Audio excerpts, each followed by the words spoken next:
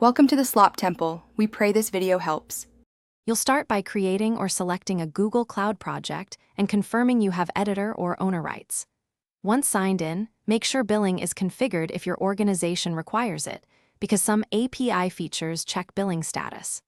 Next, verify OAuth consent basics exist for your project.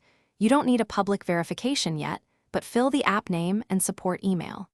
Once done, you're ready to move into the API enablement steps. You'll now enable the Google Drive API from APIs and Services. Search and click Enable. After that, choose Credentials and pick OAuth Client for user consent flows or Service Account for server-to-server access.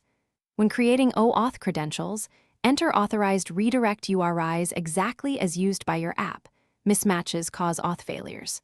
For service accounts, download the JSON key and store it securely. Make sure to grant drive. Finally, test the flow. Run your app or use an OAuth test tool to request drive scopes and complete consent. If using a service account, either share target drive assets with that account or configure domain-wide delegation and impersonation. Make sure tokens are stored and refreshed properly so access persists. If something goes wrong, double-check that the Drive API is enabled, your scopes match those requested by the code, and your redirect URIs or service account setup exactly match the credential settings.